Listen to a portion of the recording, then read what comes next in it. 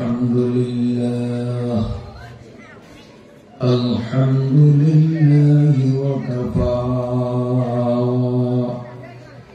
وسلام على عباده الذين اصطفى خصوصا على سيدنا محمد المبعوث إلينا بشيرا ونذيرا صلى الله تعالى عليه وعلى آله وسلم تسليما كثيرا كثيرا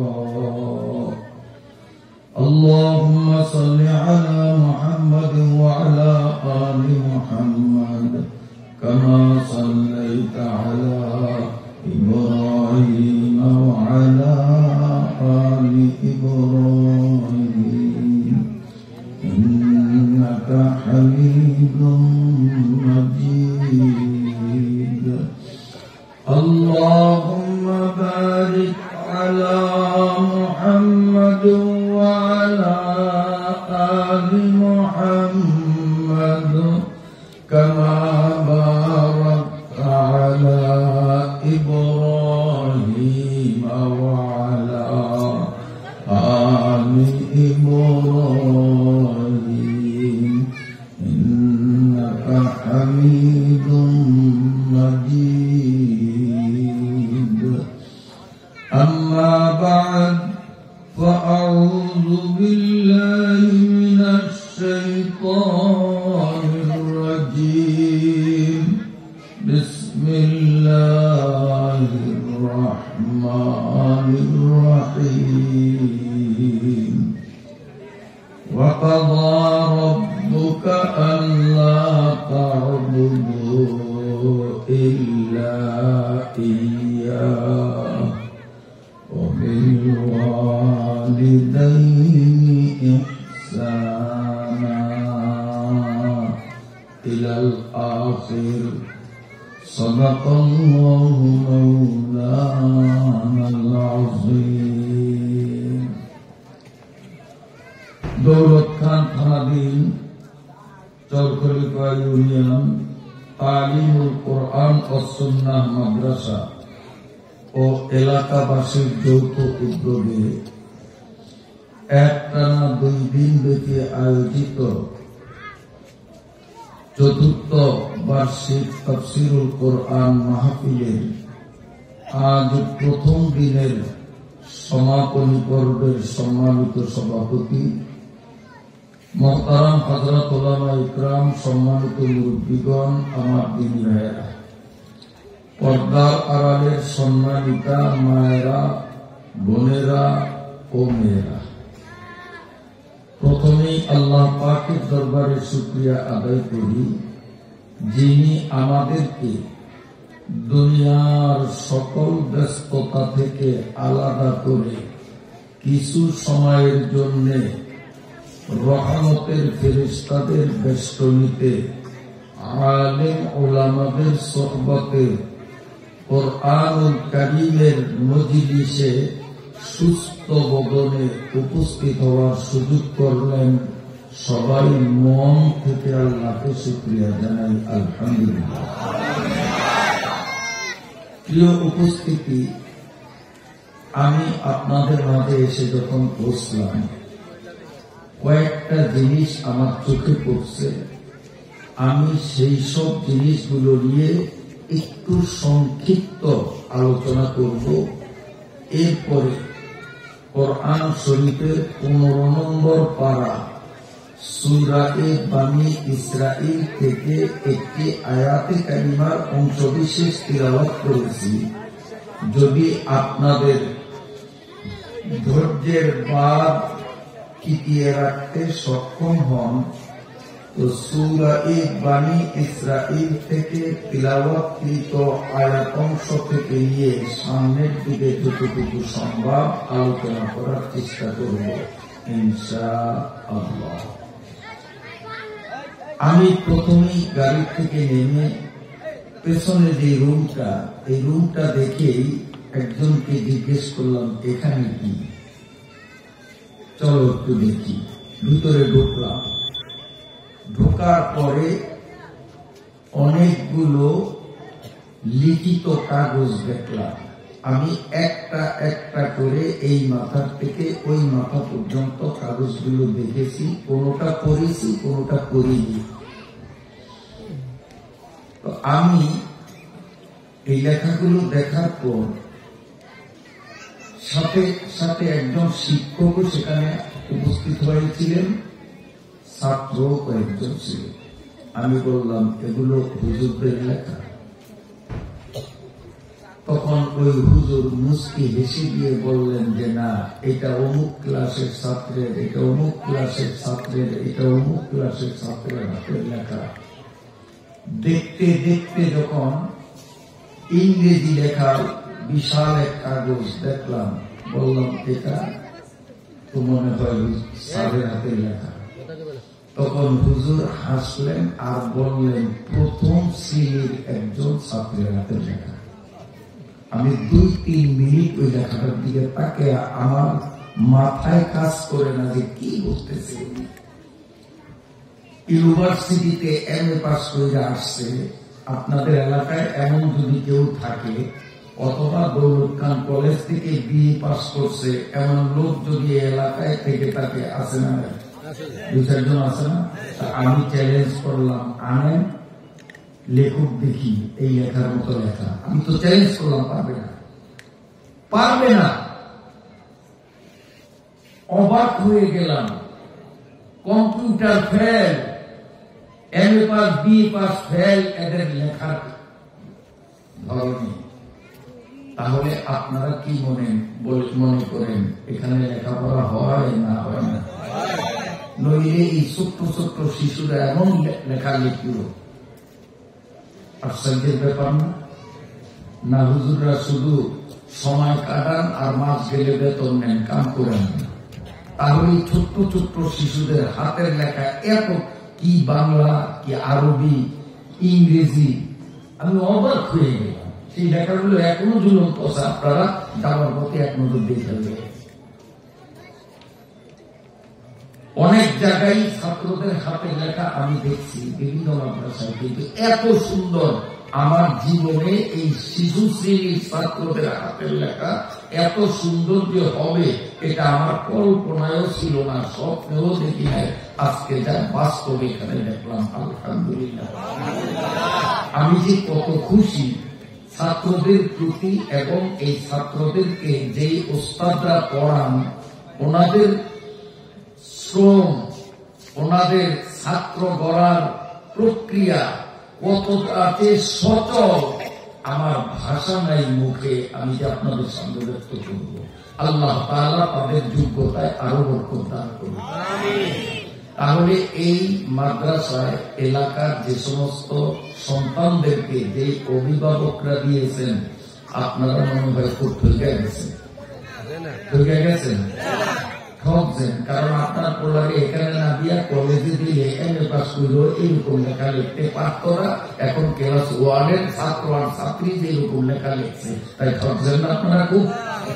মাদ্রাসার জন্য অন্তর থেকে দোয়া করা দরকার কিনা? অন্তর থেকে দোয়া করা দরকার কিনা? 1-2 ছেলেরা যদি এমন লেখা লিখতে পারে, এই ছেলেরা মেয়েরা যদি টাইটেল পর্যন্ত পৌঁছায়, তাহলে আল্লাহ জানে কি অবস্থা হবে। আপনারা শুনে আনন্দিত হবেন। একবার সৌদি আরবে আরবি সাহিত্যের উপর আন্তর্জাতিক একটা সেমিনার হয়েছে, প্রতিযোগিতা।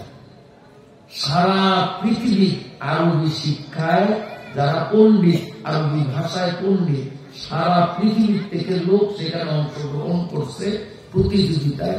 আমাদের বাংলাদেশ থেকেও চিটাগাং বাড়ি সুলতান জৌক সাহেব এই হুজুর হয়েছে। সৌদি আরবের বড় বড় পণ্ডিতরা, যাদের মাতৃভাষাই আরবি, মায়ের পেট থেকেই আরবি ভাষা নিয়ে জন্ম, গোটা জীবন আরবি ভাষা নিয়ে তাদের কথাবার্তা লেখাপড়া তারাও অংশগ্রহণ করেছে। তবে গোটা পৃথিবীকে তাক লাগিয়ে দিয়েছে। সেদিককার প্রতিযোগিতায় সৌদি আরবের পণ্ডিতরাও ফেল করছে। আমাদের বাংলাদেশি চট্টগ্রামের হযরত মাওলানা সুলতান জোক সাহেব 1 নম্বরে পাস করছে। আমার মনে হয় যদি আবার সৌদিতে, মক্কা শরীফে, মদিনা শরীফে এমন কোন প্রতিযোগিতা প্রতিষ্ঠিত হয়, আর আপনাদের এই মাদ্রাসার হুজুরদের না ছাত্রদের যদি পাঠানো হয়, আমি ইনশাআল্লাহ নির্দ্বিধায় বলতে পারি গোটা বিশ্বকে তাক লাগিয়ে এই মাদ্রাসার ছাত্ররা ইনশাআল্লাহ পাস হয়ে আসবে। লক্ষ্য মাল্লা, আপনারা খুশি না বেজা? খুশি না বেজা? অন্তর থেকে দোয়া করেন আল্লাহ মাদ্রাসাকে কিয়ামত পর্যন্ত কবুল করুন। যেই হুজুররা এত কষ্ট করে এত সুফল জাতিকে উপহার দিতে সক্ষম হলেন, সেই যোগ্যতা সম্পন্ন উস্তাদদের ইলমের মধ্যে আল্লাহ তাআলা আরো বরকত দান করেন। গেল 1 নম্বর, চোখে যা দেখলাম বললাম। 2 নম্বর, চোখে দেখছি আমি যখন ঈশার নামাজ আপনাদের সাথে মসজিদে জামাতে পড়ছি, আমি প্রত্যেকজন মুসল্লির দিকে নজর দিছি।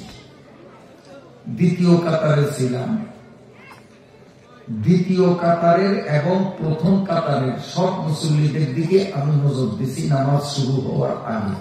ইকামত যখন চলে তখন পেছনে তাই নেই।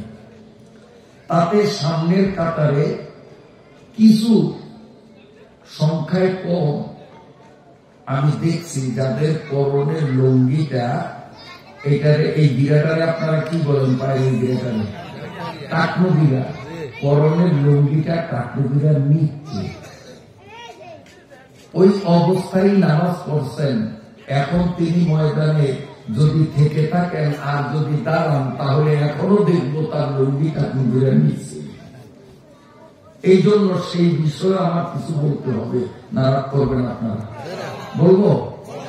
আমার কথা না, নবীজির কথা। নবীজি বলছেন কিয়ামতের ময়দানে সমস্ত মানুষগুলিকে যখন উঠানো হবে, বিশ্বাস হয়নি আপনাদের? ওরা লাগবেনি, কারণ কোরআনের কথা, মিনাল আজদাতি ইলা রাব্বিহিম ইয়ানসিলুন। আমি উঠবো, আপনি উঠবেন, সবাই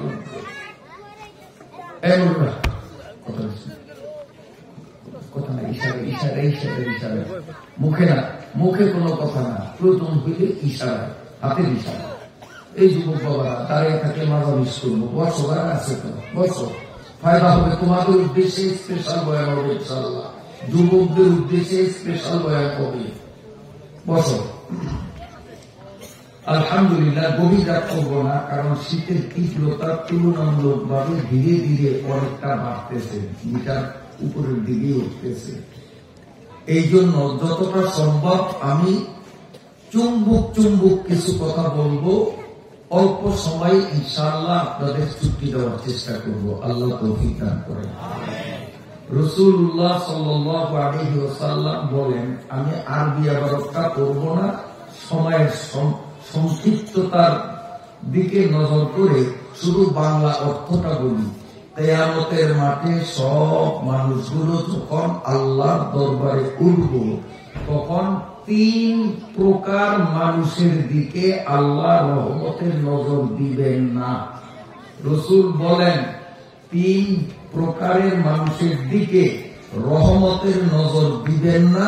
এই 3 শ্রেণীর মানুষদেরকে আল্লাহ তাআলা মুক্ত করবেন না। এই 3 শ্রেণীর মানুষকে আল্লাহ জান্নাত দিবেন না। নামাজ পড়লেও দুজকে যাওয়া লাগবে, হজ কইরাও দুজকে যাওয়া লাগবে, যাকাত দিয়াও দুজকে যাওয়া লাগবে, তাহাজ্জুদ কইরাও দুজকে যাওয়া লাগবে, যদি 3 দলের মধ্যে নাউজুবিল্লাহ আমি বা আপনি থাকি। তো 3 দলে থাকা ভালো না একটা বাইরন ভালো? আমরা যারা এই 3 দলে নাই, তারা আল্লাহর শুকরিয়া আদায় করব, আর ভবিষ্যতের জন্য সিদ্ধান্ত নিব আমি এই 3 দলে যোগ দেব না। রাজি আছেন?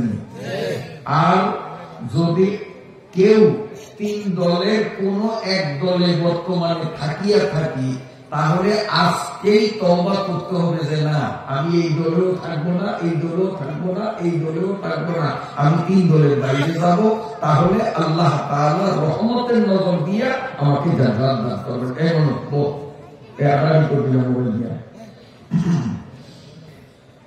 আমার কথা বুঝতে কষ্ট হয়নি আপনাদের?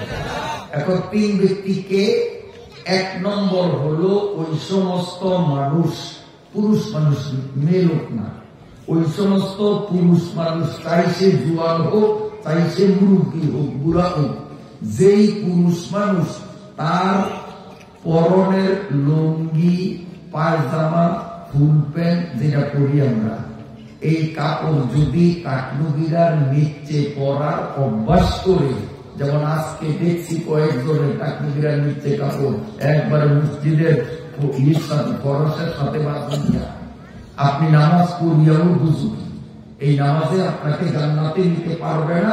অপরাধ কেন আপনার লুঙ্গি টাকনুগিরার নিচে দিল? এই জন্য যারা লুঙ্গি পরেন তাদের সমস্যা নাই, পড়ার সময় একটু খেয়াল করে উপরে টানিয়া পড়লেই তো চলবে, পয়সা খরচ হবে না, পয়সা খরচ হবে। আর যারা ফুল প্যান্ট পায়জামা পরো যুবকরা, তোমাদের বেশি না, খালি 1 ইঞ্চি কাটলেই হবে। কালকে খলিফার দোকানে যাইয়া ওই নিচ থেকে 1 ইঞ্চি কাটকে আবার বর্ডার বাইরে সিলিয়ে লইবা, তাহলে তুমি এই দল থেকে বাইরে গেলা, ঠিক আছে না? লুঙ্গি আলাদা কাটাকাটির দরকার নাই। পায়জামা আর ফুল প্যান্ট ওয়ালারা 1 ইঞ্চি কাটলেই কাঠুরির উপরে উঠিয়া আসবে, দরকার আছে নি? গেল 1 নম্বর। 2 নম্বর, যারা উপকার করার পরে খোঁজা দেয়। আপনাদের দেশে মনে হয় এই দল নাই, এটি মহিলাদের মধ্যে বেশি। বিশেষ করিয়া স্বামী যদি ওই তার স্ত্রীর বাপের বাড়ি থেকে যৌতুক আনিয়া থাকে, তাহলে খোদা কত প্রকার ও কি কি ওই স্বামী ভালো করিয়া জানে। কথায় কথায় স্বামী খোদা দেয়। খোদা দেওয়ার যোগ্যতাটা পুরুষের তুলনায় নারীদের মধ্যে কম না বেশি? কম না বেশি? এ মা বোনরা, খোদা বাদ দেন, কাউকে কখনো খোটা দিবেন না। যদি খোটা দেন তো আপনার নামাজ, রোজা, ইবাদত, বন্দেগী সব নষ্ট হয়ে যাবে। খোটা দেওয়ার অপরাধে আপনার ঠিকানা হবে জাহান্নাম, নাউযুবিল্লাহ। কয় দল গেল? আর আছে 1 দল, এটা আমরা থাকতো। আরেক দল হইল ওই সমস্ত মানুষ যারা রক্ত সম্পর্কিত আত্মীয়দের পরিচয় দেয় না। এই সমস্যাটা আমাদের বর্তমান সমাজের যুব শ্রেণীদের মধ্যে বেশি দেখা যায়। কেমন? বিয়ার আগে মা, বাপ, ভাই, বোন ঠিক আছে, অসুবিধা নেই, কিন্তু যখনই বউ পায় মা ভুলিয়া যায়, শাশুড়ি পায় মা ভুলিয়া যায়, শ্বশুর পায় বাবা ভুলিয়া যায়, শালা শালি পায় ভাই বোন ভুলিয়া যায়। আপনাদের সমাজে এমন অসভ্য যুবক আল্লাহ ফজলে নাও থাকতে পারে। শাশুড়ি আম্মা কয় না, আম্মার লোকে আবার জান লাগে, আম্মা জান শাশুড়ি।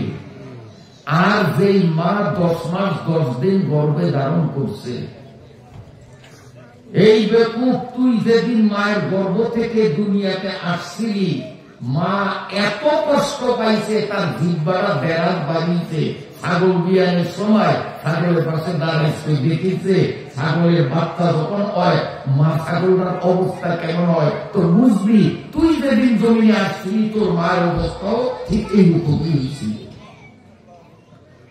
সেই মারে মা কইতে শরম লাগে, শাশুড়িরে কয় আম্মা জান আর মারে কয় বুড়ি। ও আমাদের বলার আঞ্চলিক ভাষায় অতি হেতি, অতি গেছে কই, মায়ের গেছে কই কইতে শরম লাগে। একজনের জিগায়, ভাই ছোট ভাইরে জিগায় অতি গেছে কই, বাপের হেঁটে একটু বলে আন, বাবারে বলে আন, কইতে স্মরণ লাগে। আর শ্বশুরের আব্বা যান, খালি আব্বা লগে যান, এগুলি বেয়াদ, এগুলি দুর্নীতি। আবার এমন লোক আছে, বাপ মরিয়া যাওয়ার পর, বাবা মরিয়া গেছে, জায়গা জমি রেখে গেছে, এই জায়গা জমি উচিত তো ছিল যতটা সম্ভব তাড়াতাড়ি সঠিক ওয়ারিশ দ্বারা কোন একজন বিজ্ঞ আলেম দ্বারা ফারাইজ করাইয়া আনিয়া ওই ফারাইজ দেখিয়া যার যার হক তাকে বুঝাইয়া দেওয়া, এটা উচিত ছিল কিনা। কিন্তু আমাদের বর্তমান সমাজে এমন দেখা যায়, বাবা মরছে 25 বছর আগে, এখনো সম্পত্তি ভাগ হয় না। কারণ সম্পত্তি ভাগ হইলেই তো বই ঘুরে দেওয়া লাগবে। এই জন্য ভাইরা সব ভোগ করে বোনদেরকে ঠকায়। বোন মরিয়া যায়, বোনের ঘরের ভাইনা ভাগ্নিরা মামুর পিছনে হাঁটতে হাঁটতে জোতার তলা ক্ষয় করে তারপরেও নানা বাড়ির তর্কা উসুল করতে পারে না। এরকম ঘটনা মনে হয় দৌলত খাও বুঝতে না, আমি বলে আছে। এই স্বভাব যার মধ্যে রক্ত সম্পর্কিত আত্মীয়দের সাথে সম্পর্ক ছেদ যারা করে, 1000 বার যদিও হজ করে, কোটি কোটি টাকাও যদি দান করে, নামাজ পড়তে পড়তে যদি কপালে ম্যাচ পড়াইয়া দেয়, আল্লাহ রসুলের হাদিস দ্বারা প্রমাণ, এই লোকটার ঠিকানা হবে জাহান্নাম। হাসরের ময়দানে আল্লাহ রহমতের নজর দিয়ে তার দিকে তাকাইবেন না। এখন আমরা প্রত্যেকে নিজের বিচার নিজে করি যে 3 নম্বর কাপড় কাঠমন্দিরের নিচে পড়া, উপকার করিয়া খোটা দেওয়া, আত্মীয়র সাথে সম্পর্ক বিচ্ছিন্ন করা, আমি এর মধ্যে আছি কিনা। যদি থাকিয়া থাকি আজকে তওবা করলেই চলল। আর পায়জামার প্যান্টওয়ালারা কালকে দর্জির কাছে গিয়া হয়তো 5 টাকা দর্জিরে দিলেই ওই কাইটা সেলাই করে দিবি, বাস। কি বলেন? জমিদারা এইভাবে বোনদেরকে বুঝ দেই না। কালকেই যদি বোনের কাছে গিয়ে হাত ধরে মাপ চাই যে বোন এতদিন বুঝি নাই, তোমারে ঠকাইছি, তারিখ দাও, কবে আমি আনবে, আমি খরচ আমিই দিব, তোমার সম্পত্তি তোমারে বুঝিয়ে দিব, দুলারে থাকতে কোনো সমস্যা আছে? তাই তো আমরা 3 নম্বরের থেকে বাইরে যেতে পারি। আর 3 নম্বরের থেকে বাইরে হইয়া যখন এবাদত করবো, অল্প করলো, এটা বান্ডর মধ্যে জমবো। আর এই 3 নম্বরে থাকিয়া যত এবাদত করি, বান্ডের কিন্তু তলি হুদা। সারা রাত জাল মারছেন, মাছ ধরিয়া ধরিয়া খলির মধ্যে তুইছেন, কিন্তু খলির তলা নাই। সকালবেলা মাছ কয় কেজি থাকবো? কথা কয় না, এক করো না, কারণ তলা নেই। ধরছেন মাছ, কম ধরে নয়। এই শীতের দিনে মেঘনার ভারে ভারে জাল মারিয়া কয়েক হাজার টাকার মাছ মারছেন আর খলির তুইছেন, কিন্তু তার তলা নেই। এই 3 নম্বরে যারা আছে তাদেরও নামাজ, রোজা, ইবাদত, বন্দেগীর মাছ যত ধরছেন, এই 3 নম্বরে থাকার কারণে ওই খলির তলা নাই, কিচ্ছু জমবে না। জাহান্নাম ছাড়া কপালে কিচ্ছু নাই। আল্লাহ তাআলা আমাদেরকে তওবা করার তৌফিক দান করুন। আল্লাহ। এরপরে আমি আরেকটা জিনিস দেখলাম, অল্প বয়সী একটা মেয়ে, আমি তার চেহারা দেখি নাই, গলার আওয়াজে অনুমান করছি যে মেয়েটা বয়স এমন হবে যে নাকে টিপ দিলে হয়তো এখনো দুধ বেরিয়ে, খাল পার গেলে সেই দিনের সিরা ওগুলো হয়তো অন্য আওয়াজে নেব, বুঝলেন না? আমি আওয়াজে বুঝছি যে লেখা ভোলা দেখা ভাইয়া অল্প বয়স, বুড়া না। কারণ বয়সের সাথে গলার আওয়াজেরও তো পরিবর্তন হয়। আমি আওয়াজ শুনি বুঝলাম যে মেয়েটা নাবালিক। আর সাবালিক মেয়ে যদি হইতো তো এই বিজ্ঞ আলেমরা তাফসীর মাহফিলের স্টেজে কোন সাবালিক মেয়েরে উঠাইবার সাহস পাইতেন না। কারণ এই মাদ্রাসার শিক্ষক যারা, এরা অধিকাংশই আমার জানা মতে হযরত মাওলানা শফিউদ্দিন সাহেব দামাত বারাকাতুহুমের ছাত্র। এই হুজুররা হযরত মাওলানা ফারুক সাহেব চৌধুরী মাদ্রাসার ছাত্র, কাজী বিজ্ঞ আলেমের ছাত্র, বিজ্ঞ আলেমের সৌগত প্রাপ্ত ছাত্র এই মাদ্রাসার হুজুররা কোন স্বাভাবিক মেয়েকে স্টেজে উঠাইতে পারে না। কথা ঠিক না? হুজুররা উঠাইছে, এটাও প্রমাণ করে মেয়েটা নাবালিক। আর তার গলার আওয়াজ শুনলাম, তাতেও অনুমান করলাম সে নাবালিক। আর মেয়েটা যখন ইংলিশে বক্তৃতা দেয়, আমি তখন কম্বলের নিচ থেকে উইটা বসছি। বইসে আমি ভাবছি যে ঘোষণা দিল এই মাদ্রাসার ছাত্রী, কিন্তু ও যেইভাবে ইংলিশ কয় আমার মনে হয় ও জন্মসূত্রে আমেরিকা অথবা লন্ডনের অধিবাসী, হয়তো আমেরিকা থেকে আসছে। হুজুররা ভুল কথা বলছে, বাঙালি একে এরকম ইংরেজি কিছু হয়নি। আমি তো চ্যালেঞ্জ করলাম, আমি আব্দুল্লাহ কলেজের প্রিন্সিপাল সাহেবকে আনেন এখানে, যদি এই মেয়েটা যতক্ষণ ইংলিশে বক্তৃতা দিচ্ছে একটু আটকেছি, এই কথা কন, ধোক্কা খাইছে, একটু কোয়ানিকা আনি দিছে, আপনি আবু আব্দুল্লাহ কলেজে রাগ করলেন না, বাস্তব কথা কই। আবু আব্দুল্লাহ কলেজ না দরকার, একটা ছোট সারের কথা কই নাই, প্রিন্সিপাল সাহেব আনেন। আমি তো চ্যালেঞ্জ করলাম এখানে দাঁড়াইয়া, এই মেয়েটা যে কয় মিনিট বক্তৃতা দিছে উনি ইংলিশে বক্তৃতা দেখি কলেজের প্রিন্সিপাল, কতবার একেই দেখবেন ডাইরেক্ট কিছু পারবো না। তাহলে পড়ালেখা আছে না নাই?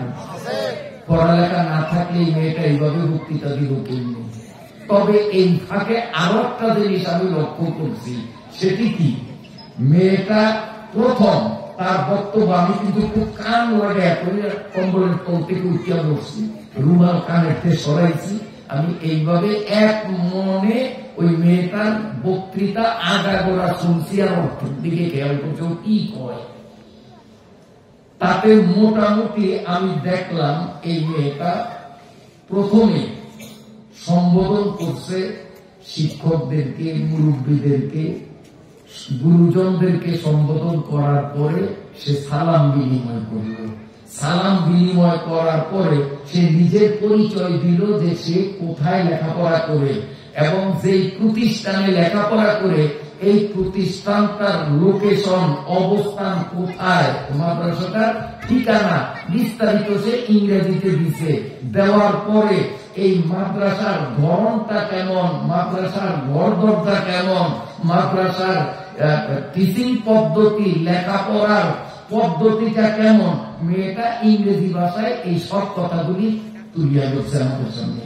আমি সব কিন্তু শব্দগুলো শুনছি স্পষ্ট এবং প্রতিটা ওয়ার্ডের, প্রতিটা শব্দের অর্থ আমি বাংলায় বসে বসে চিন্তা করছি মেয়েটা কি বলে। আমি এখানে দেখলাম একটা ভুল করছে,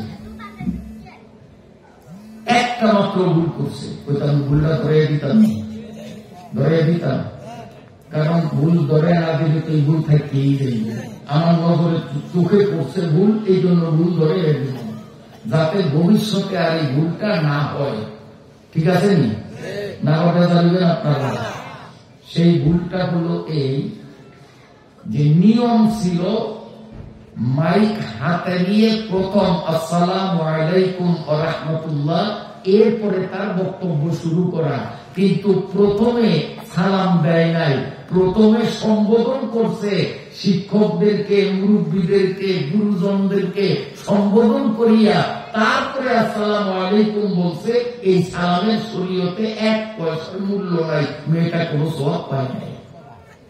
যদি মেয়েটা মাইক হাতে নিয়ে প্রথম বলতো আসসালামু আলাইকুম ওয়া রাহমাতুল্লাহ, এরপরে ইংলিশটা যে কোনো ভাষায় বক্তৃতা দেয়, ওই সুন্নতে 100 শহীদের সওয়াব হইত।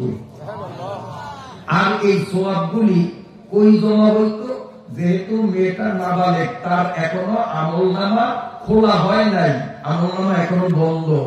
সওয়াব তো হইত 100 শহীদের, সব সওয়াবগুলি তার মা আর বাবার আমলনামার মধ্যে জমা হইত।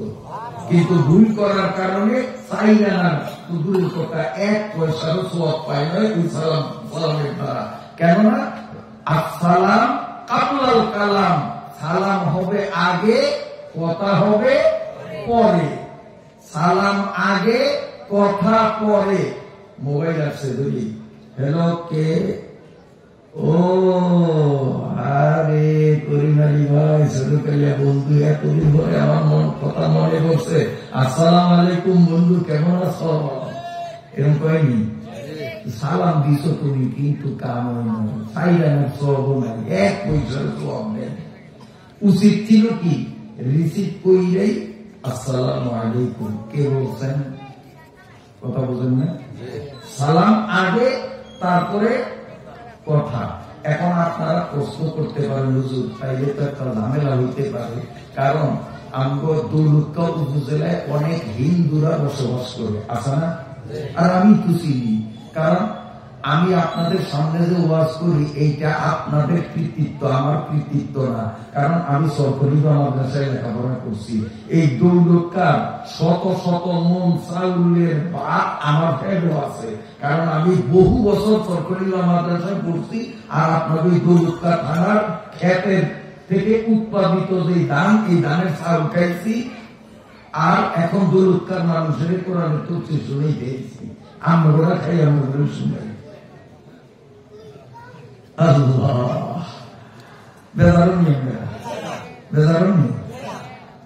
আলোচনা খুব গুরুত্বপূর্ণ, কিন্তু খুব জরুরি। আল্লাহ তাআলা আমাদের বুঝবার তৌফিক দান করেন। এখন আপনারা বলতে পারেন যে হুজুর, আপনি যখন সরকারি মাদ্রাসায় পড়ছেন, তা আপনার তো জানা থাকার কথা এই দূরত্ব অনেক হিন্দু বাবুরা আছে, হিন্দুদের সাথে আমাদের ব্যবসায়িক লেনদেন, সামাজিক অনেক সম্পর্ক আছে না? এখন আমি তো মোবাইলের নম্বর চিনি নাই, আমি রিসিভ করিয়েই যদি বলি আসসালামু আলাইকুম, কে বলছেন? আর যদি মোবাইলে আমি শুনি যে বলে আমি রমেশ বাবু বলছি, হুজুর আমি তো সালাম রমেশ বাবুরে দিলাম, হিন্দুরে সালাম দেওয়া জায়েজ না না জায়েজ? মশলা জানেন না আপনার? মুসলমান ছাড়া কোন জাতিরে সালাম দিলে কবিরা গুনাহ হবে, নিষেধ। যদি অমুসলিমরা সালাম দেয়, হিন্দু একটা আপনারা দেখি আসসালামু আলাইকুম, হিন্দুরা সালাম আমারও দেয়, আমরা দেয় কিনা জানে, ডাইরেক্ট সালাম দেয় আসসালামু আলাইকুম, তখন আপনারা কি করবেন? সালাম দিবেন ওয়া আলাইকুম, এটুকু ওয়া আলাইকুমের পরে সালাম করবেন না, তাহলে কবিরা গুনাহ হইব। কি করবেন? এইটুকু কামবেন। ওয়া আলাইকুম সালাম মানে আল্লাহর রহমত তোর উপরে হোক। একটা হিন্দুরে কি দোয়া করুন যায়? কলেমা পড়ে না, এই জন্য আমরা ওয়ালাইকুম সালাম করব না। কি করবো? ওয়ালাইকুম। ওয়ালাইকুম অর্থ তোর উপরে হোক, তোর উপরে হোক। কি হোক এটা আমার মধ্যে আমি করবো না, তোর উপরে গজব হোক এটা আমি করবো না। কারণ গজব শব্দটা একটা গালি, মুসলমানের মুখ হইল পবিত্র, কাজে আমার পবিত্র মুখে আমি গালি না আনিয়া আমি বলুন তোর উপরে হোক। আল্লাহ বুঝবো যে ওর উপরে কি দরকার, আল্লাহ হেই দেই ওর উপরে নামিয়ে দিব। কথা বোঝেন না? তবুও আমরা ওয়ালাইকুমুল গজব, ওয়ালাইকুমুল লানাত এরকম গালি শব্দটি বলবো না, আমরা শুধু কি বলবো? ওয়ালাইকুম মানে তোর উপরে হোক, কি হোক এটা আল্লাহ বুঝবো, এটা খুব কমের দরকার নেই, ঠিক আছে? কিন্তু এখন ব্যস্ত খাইলো যে মোবাইলে রিসিভ করলাম আসসালামু আলাইকুম, ভাই কে বলছেন? ওখান থেকে বলে যে আমি গোবিন্দ মহান সাধু বলতেছি।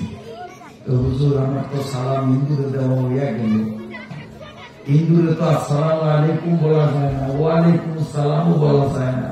আমি কই আপনার কোনো গুনাহ হবে না, তার কারণ এই দৌলতখানে হিন্দুর তুলনায় মুসলমান বাস করে বেশি না, বুঝলেন?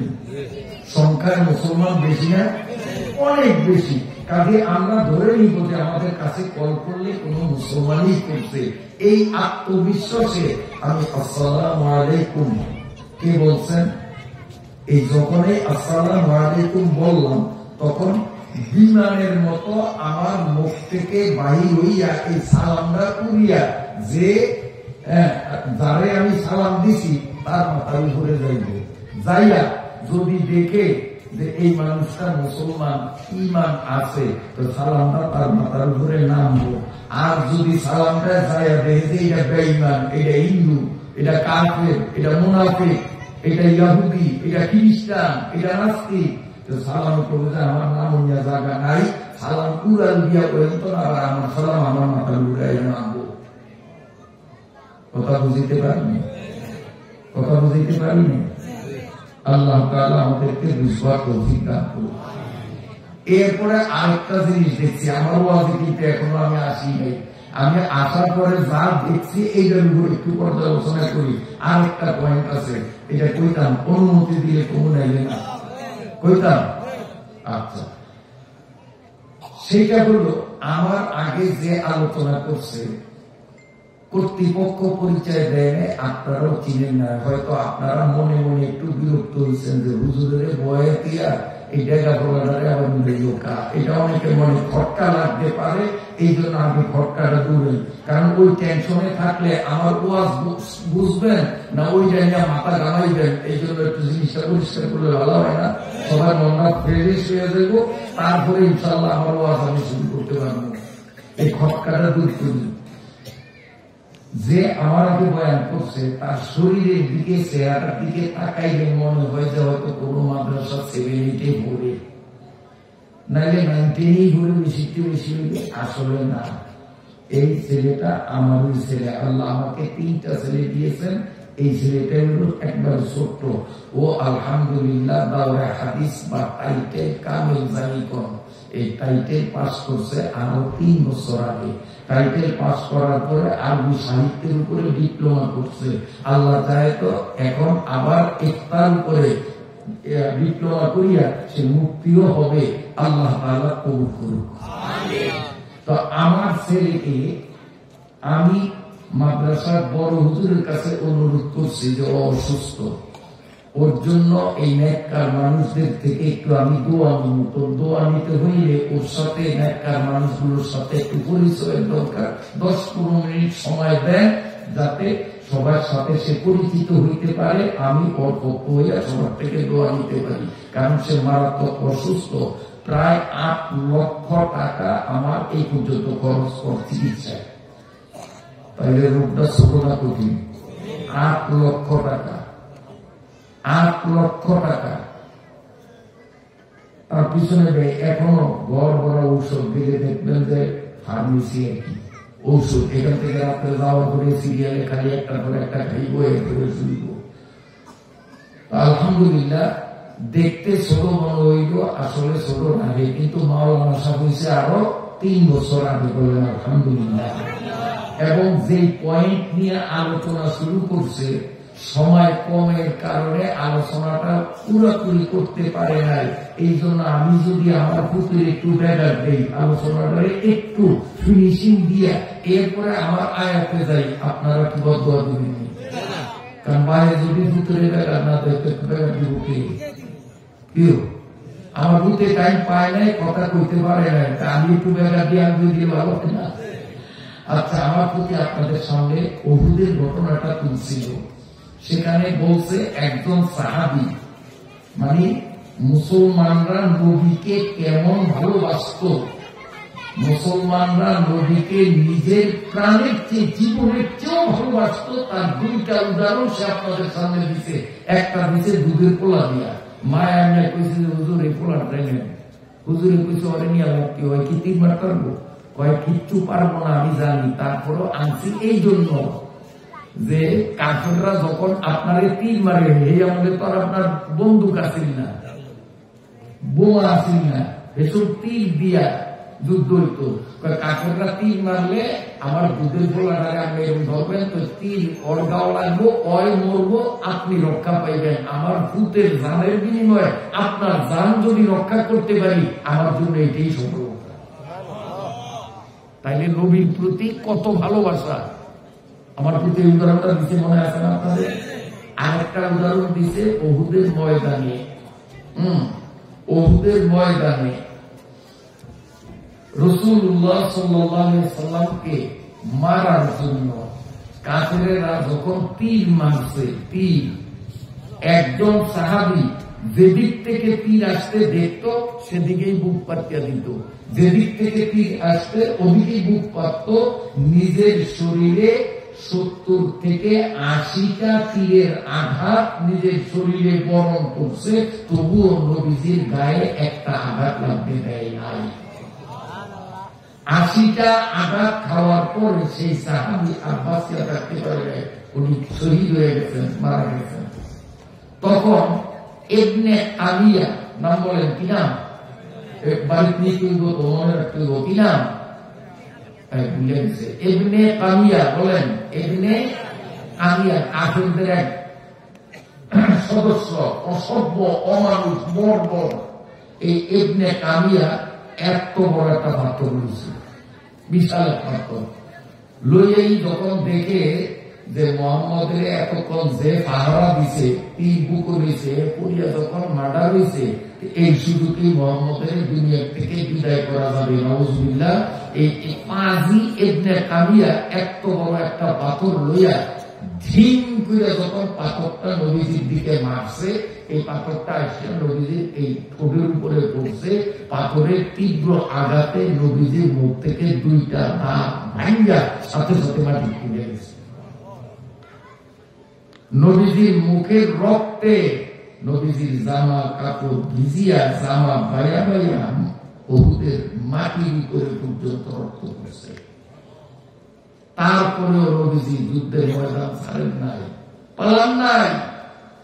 এই ইবনে কামিয়া আরেকটা পাথর নিয়া কত পাষাণ্ড, কত অমানুষ, কত বর্বর, যে নবীর গায়ে মশা বসে না, মাছি বসে না, সেই নবীর মুখ থেকে দুটি দাঁত ভেঙে রক্তে রঞ্জিত করার পরেও পাষাণ্ড দিয়ে মায়া রুদ্রে করোনা আরেকটা পাথর নিয়ে অতি জোরে আল্লাহ রসুলের দিকে যখন মারছে, পাথরটা মাথায় এসে পড়ছে। নবীজির মাথায় লোহার হেলমেট ছিল, হেলমেট ভাঙ্গিয়া লোহার দুইটা শিক আল্লাহ নবীর মাথার ভিতরে ঢুকিয়া গেছে। নবীজির হুশ ছিল না, বেহুশ হইয়া নবীজি কাইত হয়ে পড়িয়া গেছে। মাথাটা পড়ছে গর্তের মধ্যে, নবীজির পাও উপরের দিকে, মুখের থেকে রক্তের জোয়ার, মাথার থেকে রক্তের জোয়ার। নবীজির পাশে তখন কোন একজন সাহাবী ছিল না। কাফেরেরা মনে করছে নবী মরিয়া গেছে। মুসলমানরা তো যুদ্ধের মধ্যে, যে যার দায়িত্ব পালনে এখানে নবী একা।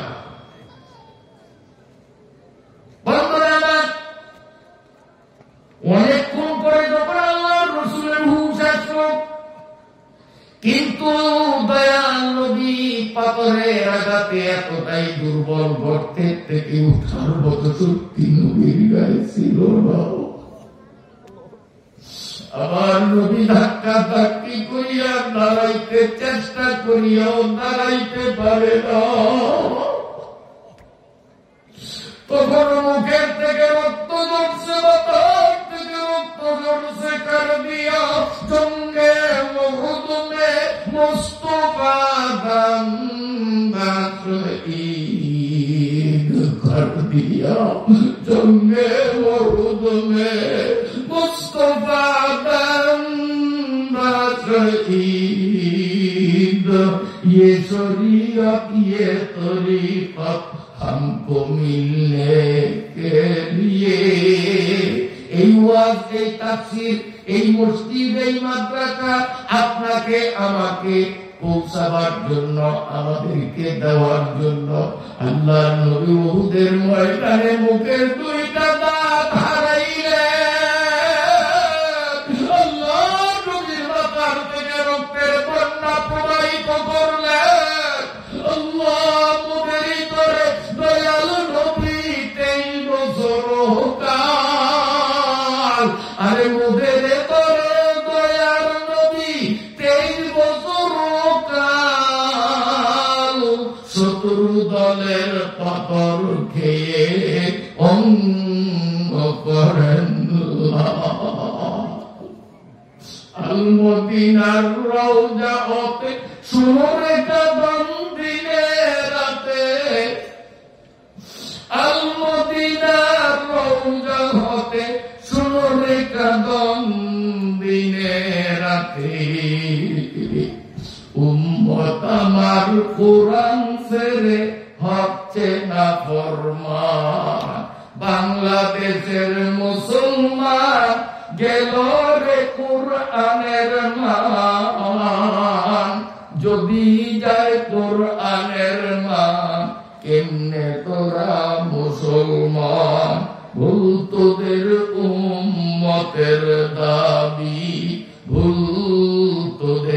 ঈমান। আমার ভাইরা বাবাজিরা, ও যুবক বাবারা, অন্তরের কান দিয়ে শোনো, কেমন নবীর উম্মত তুমি আমি। এই ইসলাম, এই কোরআন, এই মসজিদ মাদ্রাসা তোমার আমার কাছে আসতে কত রক্তের ইতিহাস পিছনে রয়েছে। আল্লাহ নবী মাথার থেকে রক্ত গড়াইয়া গড়াইয়া ধরে, নবীদের মুখ থেকে রক্ত গড়াইয়া গড়াইয়া। যুদ্ধ যখন চূড়ান্ত রূপে শেষ হইয়া গেল, কাফের গোষ্ঠীরা ময়দান ছাড়িয়া যখন চলিয়া গেল, সাহাবায়ে কিরাম আসিয়া ধরাধরি করিয়া অসুস্থ নবীর দাঁড় করাইলেন। আল্লাহর নবী সাল্লাল্লাহু আলাইহি ওয়াসাল্লাম যে সমস্ত সাহাবীরা শহীদ হইলেন তাদের দাফন করিয়া জীবিত সাহাবীদের নিয়ে উহুদের ময়দান থেকে যখন মদিনায় রওনা দিবেন, কাতার সোজা করিয়া দাঁড় করাইয়া দিলেন। এক্ষুনি রওনা দিবেন কোথায়? মদিনায়। ঠিক সেই মুহূর্তে আল্লাহর ফেরেশতা জিবরাইল নবীদের সামনে দাঁড়াইয়া কোপাইয়া কোপাইয়া কান্দে। জিবরাইল কান্দে আর বলে, নবী গো,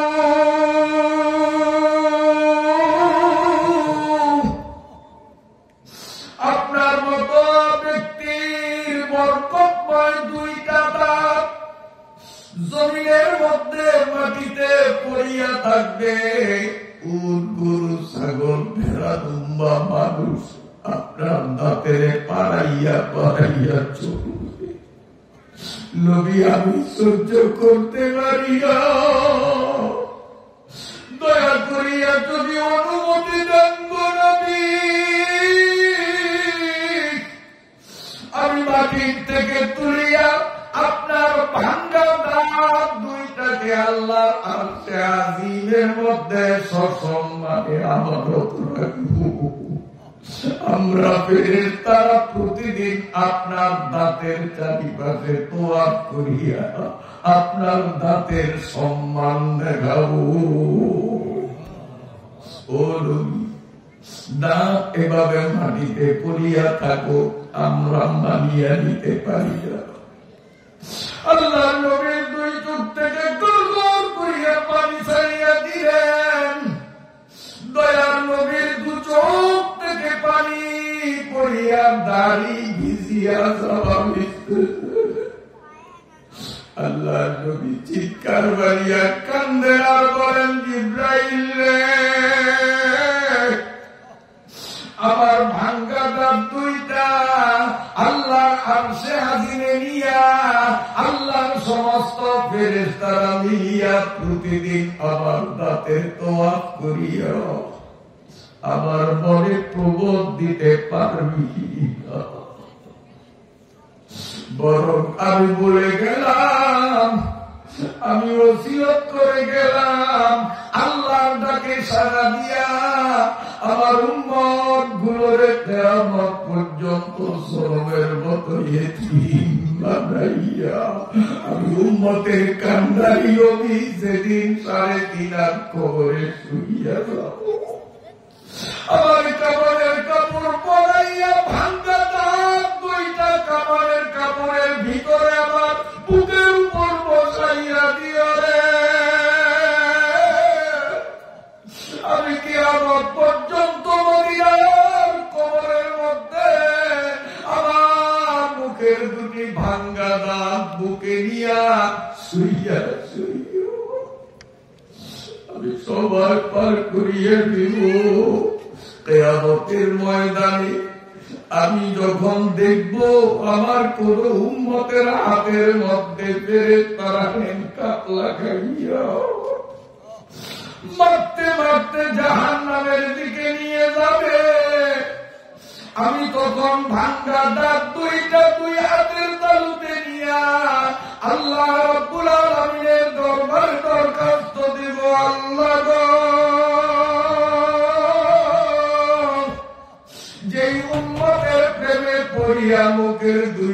দাঁত ভাঙলাম। আল্লাহ আমার হাতের তালুর দিকে তাকাইয়া দেখো, আমার হাতের তালুতে দাঁত দুটা, আমার ভাঙ্গা দাঁত দেখিয়া যদি বাবু তোমার মায়া লাগে, ভাঙ্গা দাঁতের উচিলায় আমার উম্মতের মাফ করিয়া দাও।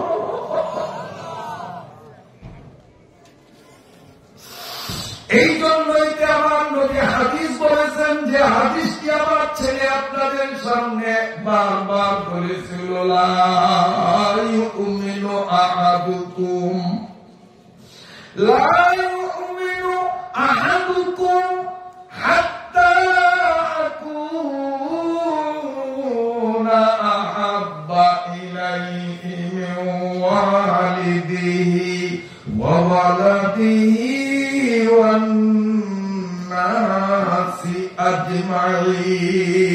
আমি আমার দলের যত ভালোবাসি, আমি আমার নেতারে যত ভালোবাসি, আমি আমার আত্মীয় স্বজনরে যত ভালোবাসি, আমি আমার স্ত্রীরে যত ভালোবাসি, আমি আমার সন্তানদের যত ভালোবাসি, আমার মা বাবা সহ গোটা পৃথিবীর যতজনরে আমি যত রকমের ভালোবাসি, সব ভালোবাসার উপরে নবীর ভালোবাসাকে প্রাধান্য দিতে যদি না পারি, আমি মুসলমান হইতে পারব না।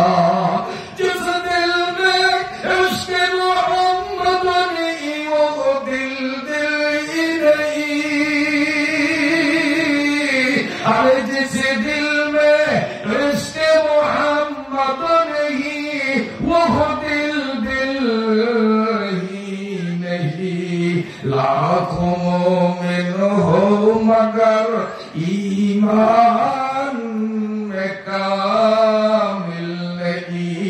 नबी मुहम्मदुर रसूलुल्लाह সাল্লাল্লাহু আলাইহি ওয়াসাল্লামের ভালোবাসা, সকল ভালোবাসার উপরে যদি প্রাধান্য দিতে না পারি, আমি যতই নিজের মুমিন দাবি করি না কেন, আমার রাসূল ঘোষণা দিয়েছেন আমি মুমিনের কাতারে নই। সবাই বলি নাউযুবিল্লাহ। এই জন্যই তো আল্লাহ বলেছেন, কুল ইন কুনতুম তুহিব্বুনাল্লাহ ফাত্তাবিউনি ইউহিব্বুকুমুল্লাহ ওয়া ইয়াগফির লাকুম যুনুবাকুম ওয়াল্লাহু গফুরুর রহিম। আপনার কষ্ট হয়নি?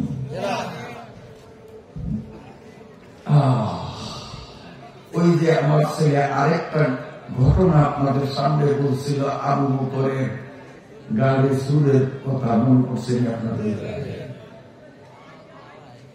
নবীজি আল্লাহর হুকুমে মাতৃভূমি মক্কা ছাড়িয়া রাতের অন্ধকারে যখন মদিনায় রওনা দিলেন, মক্কা শরীফ খানায় কাবার থেকে বেশি দূরে না, একটা পাহাড়, এটার নাম গাড়ে সুর। আলহামদুলিল্লাহ সেখানে গেছি, দেখছি। আল্লাহ দেখার সুযোগ দিচ্ছেন, আপনাদেরও জন্য দেখার সুযোগ দেয়। ওখানে গেলে দিলের হালত যে কেমন হয়, যে গেছে সে বুঝে, এটা বুঝার বিষয়টা। রসগোল্লাতে কেমন মিজা মুখে যে দিছে সে বুঝে, ভাষায় বক্তৃতায় আরেকজনের কি বুঝার লাগে। তো রসুলের সেই গাড়ে সুরের পাশে দাঁড়ানো, রসুলের রওজার পাশে দাঁড়ানো, কাবাগরের চারিপাশে তোয়াফ করা, আরফা, মিনা, মুজদালিফায় যাওয়া, এর মধ্যে যে কি মজা, এটা যারা গেছে তারা জানে, অন্য কেউ এটা বুঝবে না। আল্লাহ তাআলা আপনাদের সকলকে অন্তত আর না হয় জীবনে একবারের জন্য হলেও পবিত্র ভূমি মক্কা শরীফ, মদিনা শরীফ না নিয়ে যেন কবরে না নেয়। আমরা রাজি না মনে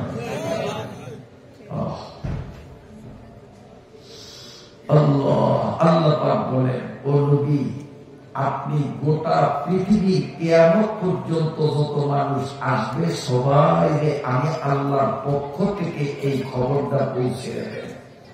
ইন কুনতুম তুহিব্বুনাল্লাহ, ও দুনিয়ার মানুষ, যদি তোমরা মনে করো আল্লাহরে ভালোবাসো। আপনারা আল্লাহরে ভালোবাসেন না? আল্লাহর শত্রুতামি আছে? আল্লাহর শত্রুতামি, আল্লাহর সাথে পাল্লা দিয়ে বাড়াতে বলি। তো আল্লাহ পাক বলেন, নবী আপনি মানুষের বলিয়ে দেন, ইন কুনতুম তুহিব্বুনাল্লাহ, যদি তোমরা আল্লাহরে ভালোবাসিয়াই থাকো, ফাত্তাবিউনি, তাহলে তোমার নামাজ, রোজা, হজ, যাকাত, বিয়া, শাদী, ব্যবসা বাণিজ্য, রাজনীতি, সালিসি, যা কও না কেন, সব কাজের মধ্যে আমি নবীর অনুসরণ করো।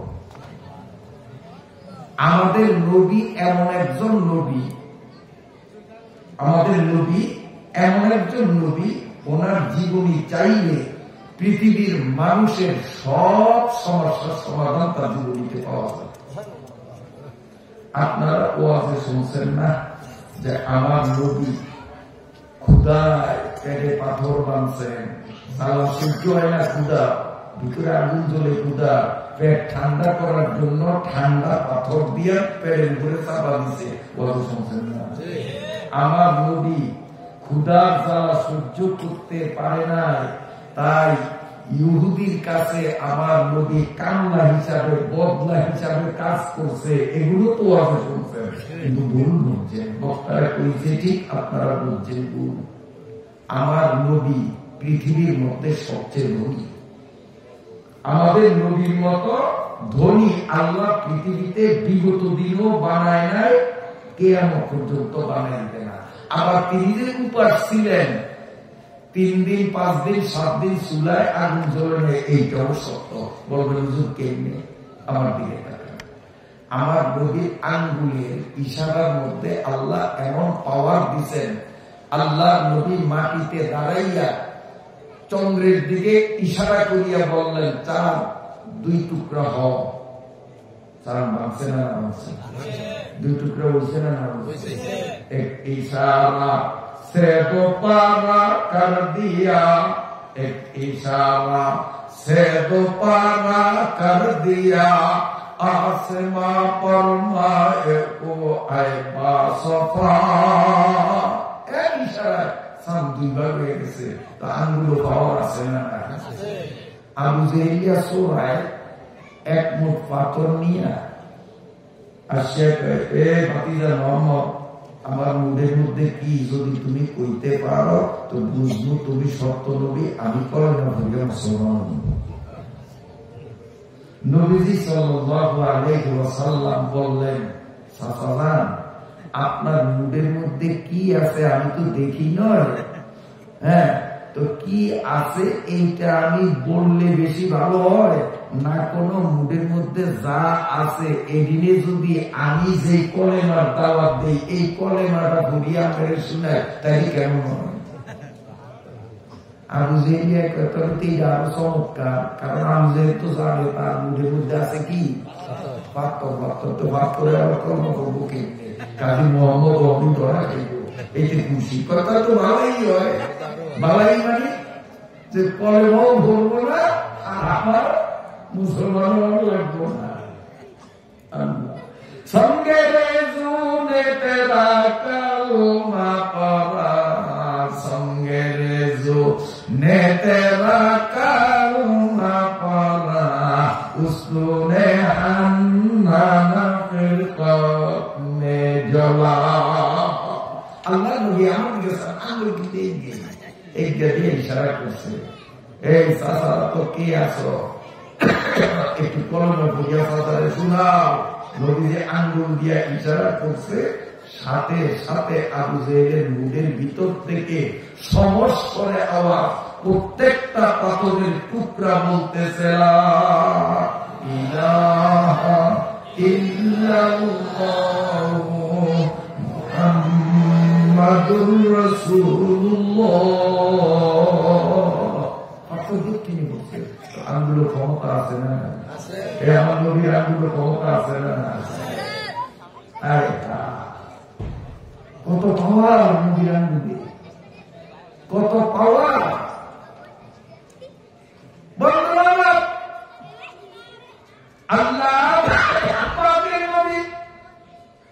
পাথরের পাহাড়ের দিকে তাকাইয়া আল্লাহ নবী আঙ্গুল দিয়া যদি ইশারা করতেন, এই পাথরের পাহাড় 1 সেকেন্ডের মধ্যে তুই স্বর্ণ হইয়া যা। নবীর আঙ্গুলের ইশারায় যদি চাঁদ 2 টুকরা হইতে পারে, নবীর আঙ্গুলের ইশারায় যদি আবু জেহেলের মুঠের পাথরে কলেমা পড়তে পারে, নবী যদি পাথরের পাহাড়কে স্বর্ণ হইতে হুকুম করে, স্বর্ণ হইতে বাধ্য কিনা? কিন্তু নবী পাহাড়ে স্বর্ণ বানাইতে 1 সেকেন্ডও লাগে না, তো যার আঙ্গুলে এত পাওয়া, হে তো স্বর্ণ বানায়া হুয়ে হুয়েই খাইতে হুয়ে হুয়ে তো খাওয়ানো লাগে না কেউ, কিন্তু তারপরেও উপাস ছিলেন, তারপরেও বদলা দিচ্ছেন। এগুলো হাদিসে আছে, কথা সত্য। কিন্তু কেন? অভাবে পড়িয়া না, কারণ নবীর আঙ্গুলে পাওয়ার আছে, নবীর অভাব হইত না। ইচ্ছা করিয়া নবী গরিবের ভান করছেন, ইচ্ছা করিয়া নবী বদলা দিছেন, অভাবে পড়িয়া বিপদে পড়িয়া কামাই করার নিয়তে নবী বদলা দেয় নাই, উম্মতের শিকারের জন্য। ও আমার গরিব উম্মতরা, তোমরা গরিব হওয়ার কারণে বড় মেয়ার বাড়িতে যখন বদলা দিবা, তখন বদলায় গৃহস্থের কাম কেমনে করতে হয়, আমি নবী এইটার বাস্তব প্রশিক্ষণ দেখানোর জন্য বদলা দিছি। পেটের তাড়নায় নয়, অভাবে নয়, আমার আঙ্গুলের পাওয়ার আছে, স্বর্ণ বানাইতে পারি। আমি উম্মতের শিকারের জন্য, যে তোমরা এমন কায়দায় করিও না যে গৃহস্থ নাই, মরিচ কেটনি রেতে বদলা দিচ্ছেন, মরিচের চাষ করে নিয়ে আমরা মরিচ কেটনি রেতে বদলা দিচ্ছেন 7 জন। এখন গৃহস্থ নাই, পাশার তলে কোদাল থুইয়া আম গাছের পাশে বৈশা নাই রাজ্যের কিচ্ছা কাহিনী কয়, আর বিড়ি একটা শেষ না হইতে আরেকটা ঢোকা ধরা।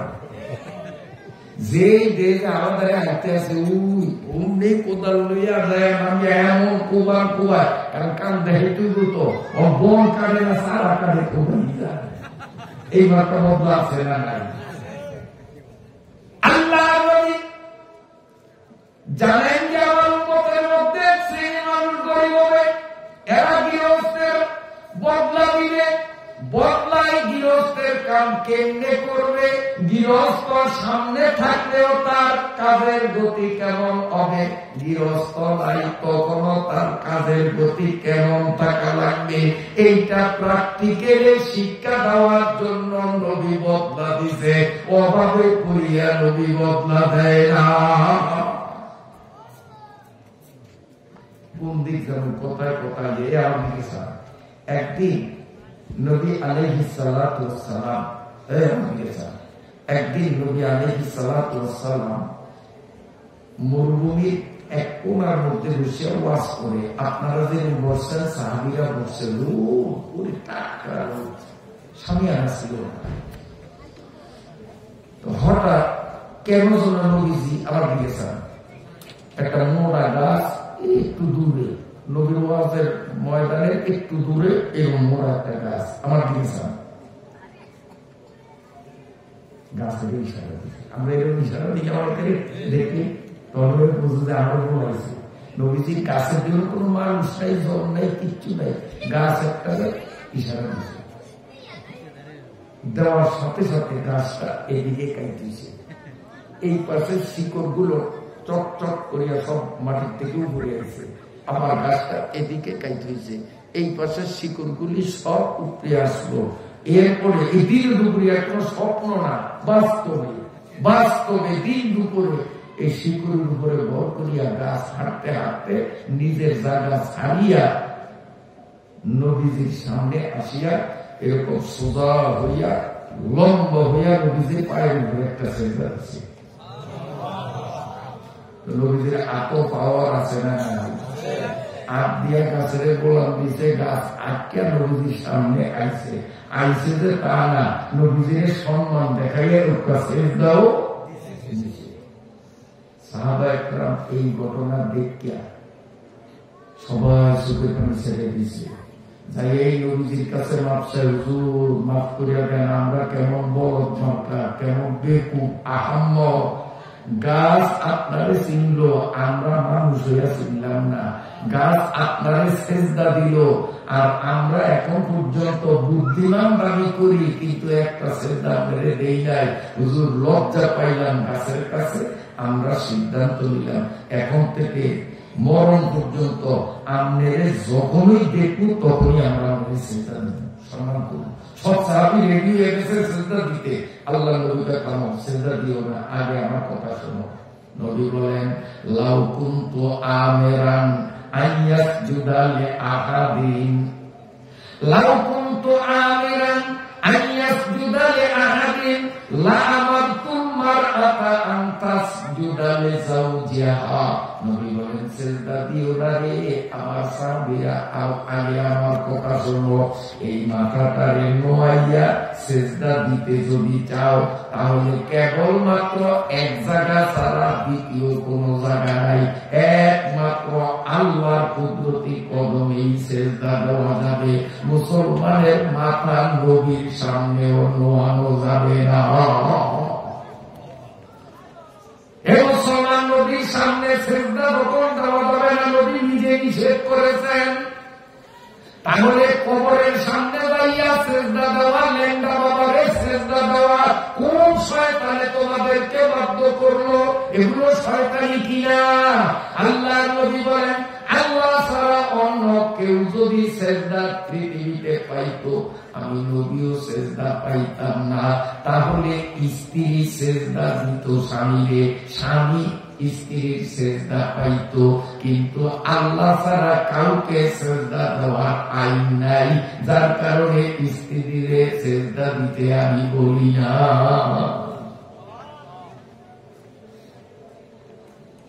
আমার নবী হাতে এত পাওয়ার, এত শক্তি, এই নবী করিম সাল্লাল্লাহু আলাইহি ওয়াসাল্লামকে কাপড়ের কাপড় মুড়াইয়া মনে আসেনি, পুরাতেছি বুকের উপরে দাঁত দুইটা দিয়া